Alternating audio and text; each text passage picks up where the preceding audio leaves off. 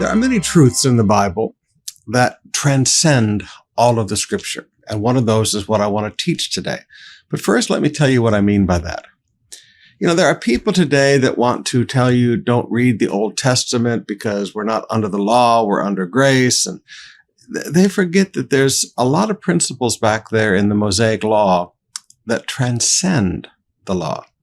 They were before the law, during the law, and they're also very much a part of Jesus' teaching and the new covenant.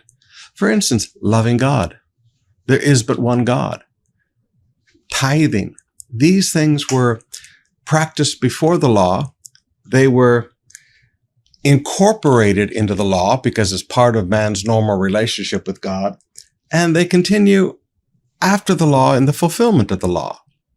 So there are truths that transcend. And one of those truths is the idea of the sowing of seed. Now, the world often teaches us that our offering takes on significance based on the amount. I've been in many churches in my life where they publish the names of the biggest donors every week from the previous week in their bulletin. And people who give the biggest offerings get positions and things like that in church. But that's just not how it works, because as a person walked up to me many years ago and said, "Pastor, you should do this for the biggest donors in the church." And I said, "Well, I wouldn't know who the biggest donors are." They said, "Sure, Pastor, just check the giving receipts." I said, "That doesn't show you who the biggest givers are." I said, "That shows you who gives the biggest amounts, but not who is the biggest giver. Because God doesn't count the amount. God counts the generosity." Remember the widow woman who gave the 2 copper coins. Now, with that in mind, I want you to notice a principle that Moses even taught the people of Israel during the law. He says in Deuteronomy 16, beginning with verse 9, "Count off 7 weeks from when you first began to cut the grain at the time of harvest. Then celebrate the feast of harvest to honor the Lord your God. Bring him a voluntary offering," principle number 1. Number 2, in proportion to the blessings, number 3, you have received from him. Deuteronomy 16, verse 16 and 17. "Each year, every man in Israel must celebrate these 3 festivals, the festival of the unleavened bread, the festival of harvest, and the festival of shelters. On each of these occasions, all men must appear before the Lord your God at the place he chooses. They must not appear before the Lord without a gift for him." Remember, it's all about honor, Malachi chapter 1.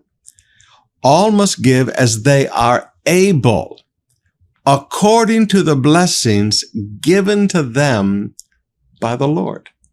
Now, I want you to notice some principles here of bringing an offering to God, because it's extremely important that we understand this. First of all, every offering is voluntary.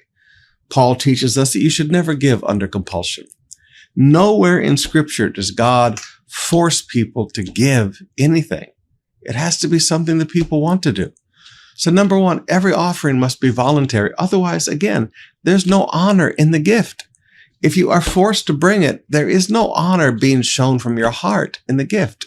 So number 1 principle, every offering must be voluntary. Number 2, every offering is in proportion. Okay, in proportion, it says in verse 10, and then in verse 17, it says, according to the blessings. So in proportion, okay? Every offering is in proportion to how God has blessed you. For some people, to give 1,000,000 pesos is nothing because God has blessed them with 20. For some people, to give 1 peso is a big deal because they've only received 50. Now, brothers and sisters, you have to understand, God is not a taker. God is a giver. And you've got to get it into your heart that the bringing of an offering is always done in proportion. It's always done based on how God has blessed you. And then the third thing I want you to notice there is given to them by the Lord. Verse 10, you have received from him. Verse 17, given to him by the Lord. Paul says that this way in 2 Corinthians 9, verse 10, "For God is the one who provides seed to the farmer and then bread to eat. In the same way, he will provide and increase your resources and then produce a great harvest of generosity in you." God gives seed to the sower. Now, King David understood this truth because when he brought the great generational offering at the end of his life, he said, "God, everything we gave, you first gave to us. Every offering we ever bring the Lord comes from what he has given us." So God is not a taker, ever. We give in proportion to what he has given us.